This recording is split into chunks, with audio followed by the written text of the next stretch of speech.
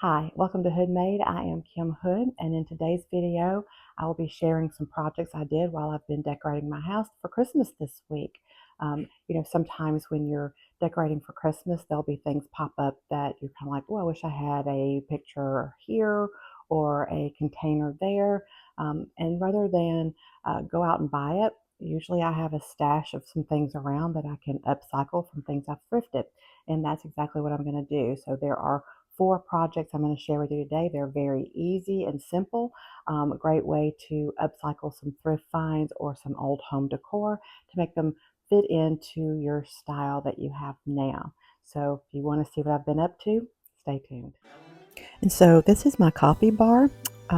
Yes, it does look like Christmas has vomited on it. I like it that way, but I usually have a container by my coffee pot to keep my sweetener packets. And this is a temporary fix, and I need a much better solution. So I have this container that I got from Dollar General a little bit ago. I'm going to peel the label off and get it cleaned up by wiping it down with some rubbing alcohol.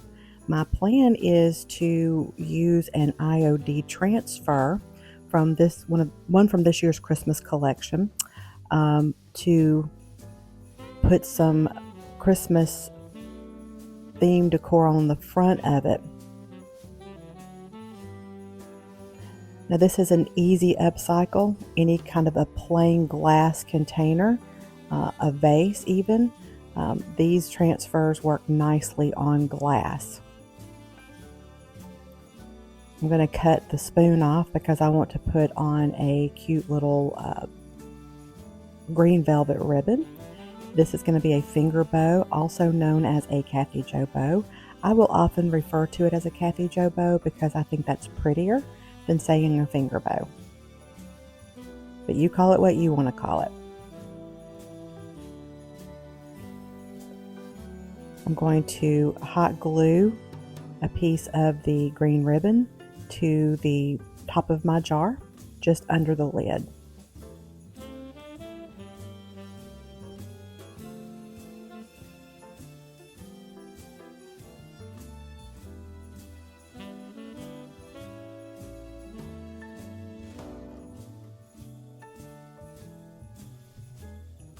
And then I'll fix my bow to the area that has been pieced together. So now it looks like one continuous piece. And then I will trim the ends of the ribbon. And here's what it looks like.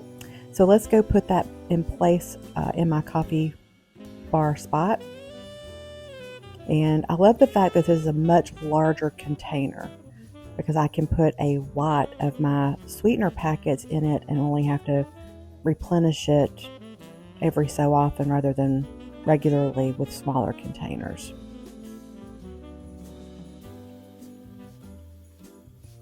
And here it is in place.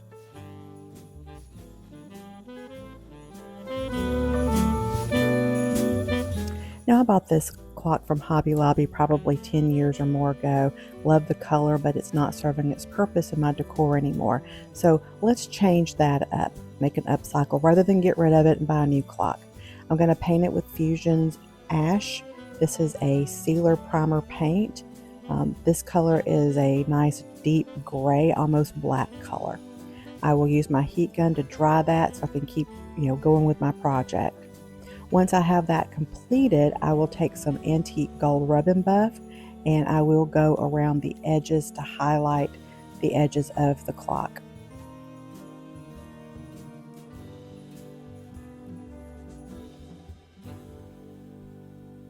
I'll also highlight some of the other features of the clock with rub-and buff and use a velvet red ribbon to tie around the top. This is just for Christmas for right now. I'll remove it later in the year once Christmas is over. And then I'll add some floral stems to the top.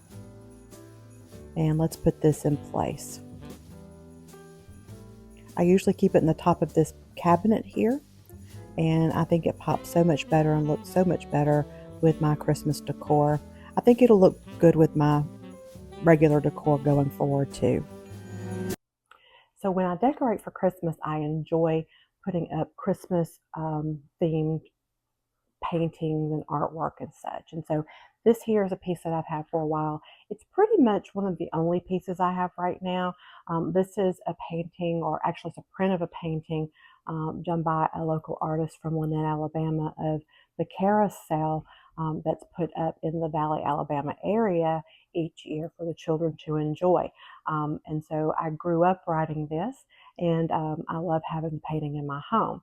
Now I have another place where I really want this. I hung it here temporarily, but I have another place I think it'll look better, but I don't want just to have a blank wall. So I'm going to be working on a few things, and so I'll show you what I'm going to do. Now I bought this print on canvas from Temu. It comes rolled up in the mail. They have lots of these that are very reasonable. This one was bigger than what I thought it was going to be and wasn't sure what I was going to do with it, but I realized it does crop quite well. Now I had a leftover piece of beadboard, and I cut it to about 9 by 11 and a half. I'm tracing around the picture with a Sharpie marker, and I'm going to cut that out and glue it to the back of the beadboard. I'm going to use some Craft Bond spray adhesive on the board and on the back of the picture.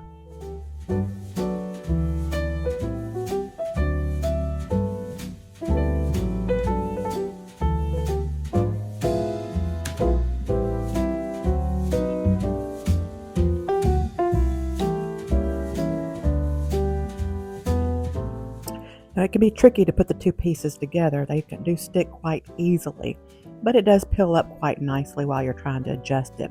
I'll take the brayer that you see there to my right, and I will make sure that I have a good contact, make sure the air bubbles are all out.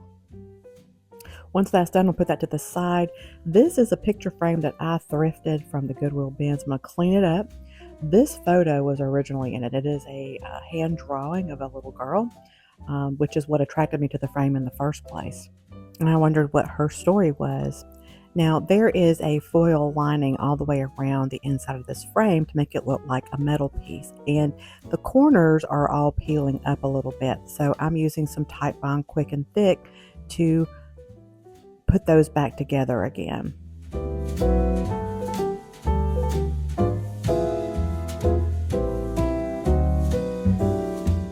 I'm going to use some antique gold rub and buff to paint over the gold foil, as there's some discolorations throughout.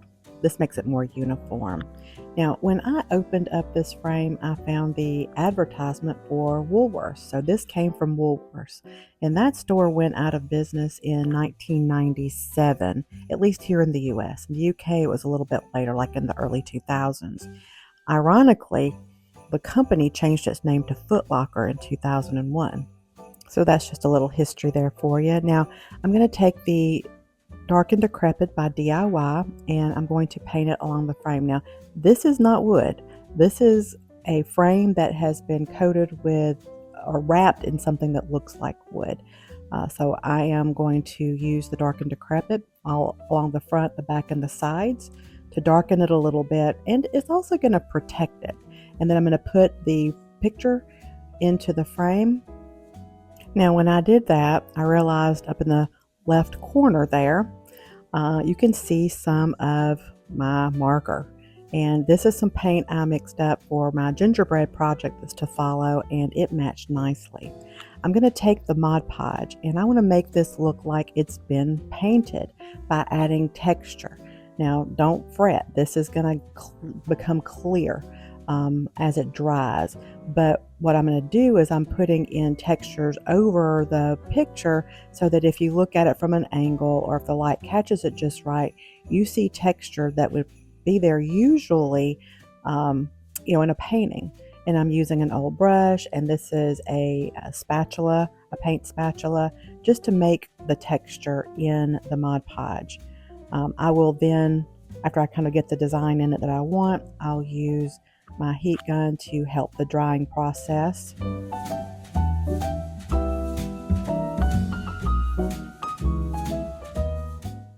Now I need to get it ready to hang, and so I'm going to show y'all what not to do here. Thought about taking it out, but sometimes I try to cut corners and it's not a good idea. So I found a bracket that I could put on the back of the picture to hang it. And this is a very, very lightweight picture. I don't have glass in it, so I didn't think it needed anything major. I could not find brads to adhere this bracket, so I thought, well, let me try this heavy duty two-sided tape. Usually when you stick this to something, it pulls it apart if you try to take it down later on. So I thought, well, this might work pretty good.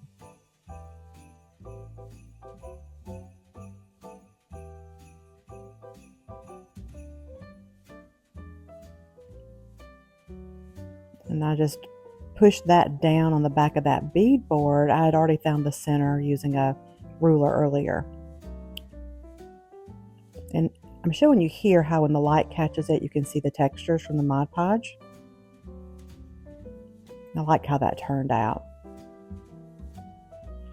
Okay, so I'm going to take down the carousel picture to replace it with my Christmas tree picture. And yes, I hang my photos with thumbtacks, y'all. Most of the time they're very lightweight. That works very nicely, keeps the holes in the walls from being too big. And as I'm admiring it, it's gonna fall, y'all. And here we go. Boom. All right, so back to the drawing board. I found some tacks.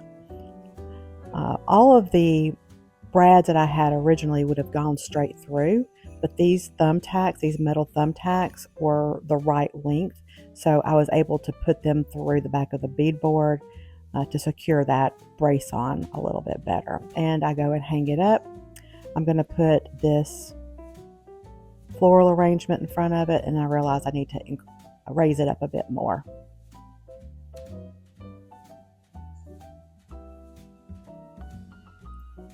And I liked the way that looks, but it needed some other things around the floral arrangement. So I'm going to add this thrifted bowl of glass candy canes and a cloche with a little Christmas tree candle on the inside. And I'll give you a close-up of those because I thought those were cute. I did thrift that vase from the Goodwill for $19, y'all. Was happy to find it. It is heavy. And there's my photo in place, and I think it looks like a nice vintage painting of a Christmas tree.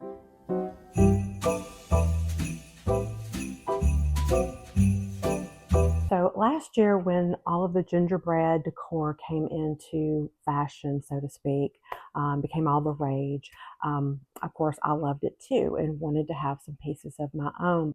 I thought it would be fun to make my own. So I thrifted a few pieces. I don't know if you can see them here or not, but these were, of course, they belong to like the village scenes and stuff.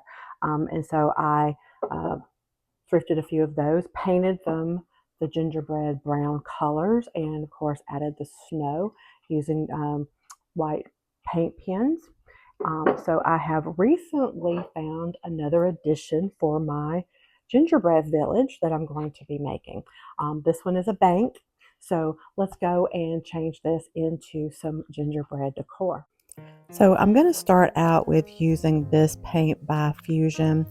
It's called Woodwick. I wasn't sure if this is what I had used before in the past, but it seemed to be the closest color that I had. So I go ahead and I completely paint the entire bank using this color.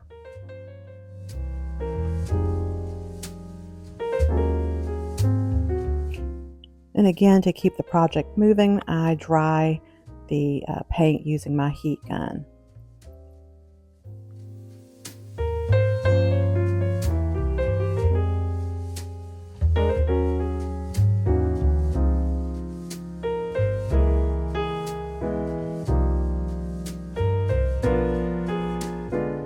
After I get it painted, I'm comparing the colors and realize they don't match.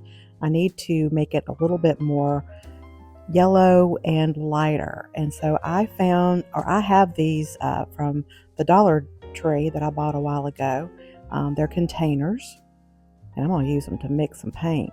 So I'm going to take this Mustard Color by Fusion and Bedford, and I'm going to mix that with the Woodwick color. So I'm going to put some wood wick in. I don't measure this, I eyeball it, guys. And I just mix up the color until it looks like it would be the same color as my previously painted gingerbread village.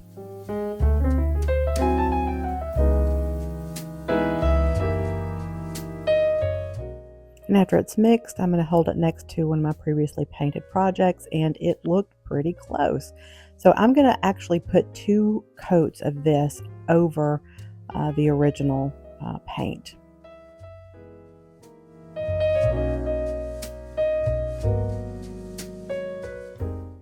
Again, using my heat gun to dry so I can keep the project going.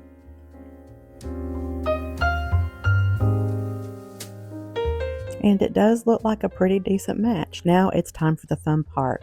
And I'm going to get the white paint pen, and I'm going to begin to just outline the edges and the crevices and adding in areas that look like snow. There's no right or wrong way to do this.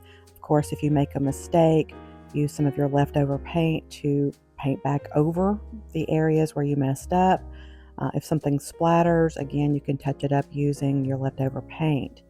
And I'll show you a little bit more about how to go about adding some little dots across the top, just highlighting different parts of the architecture like you would if you did a regular gingerbread house, how you add the frosting to different parts to put it together and to highlight the design in the gingerbread.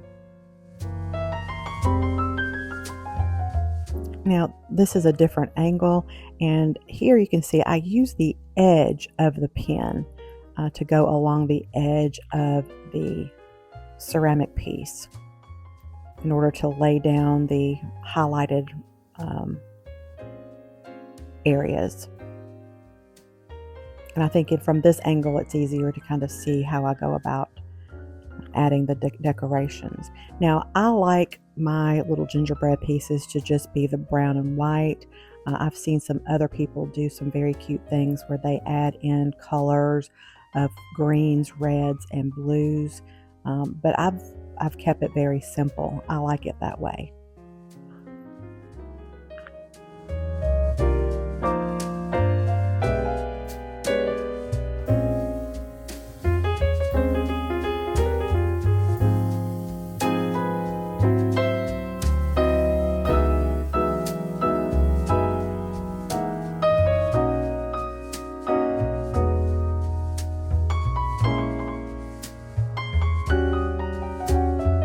And once I've got some of the areas outlined, I'll go back in and then add a little bit of a thicker paint to make it look like actual snow, especially like in the trees. And then of course I'll paint the ground to make it look like the ground is snow covered. Now on this part of the ceramic piece, these areas were raised, which made it real easy to use the larger side of my paint pen to highlight those. So this particular paint pen has both a thick side and a thin fine point side, and I'll usually go back and forth between those two sides depending on what needs to be painted.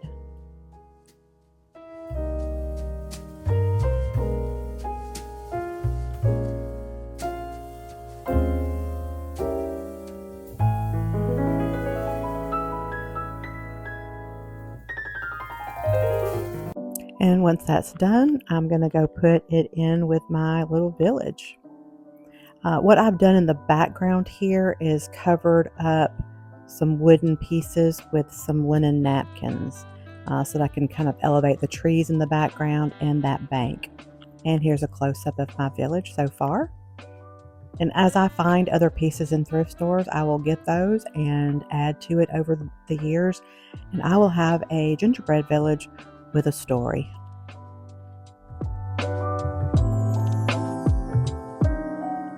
Thank you so much for watching Hood Made today. I hope you enjoyed it. If you did, please give me a thumbs up and be sure to subscribe. I will be putting out a second part of this video in the next few days.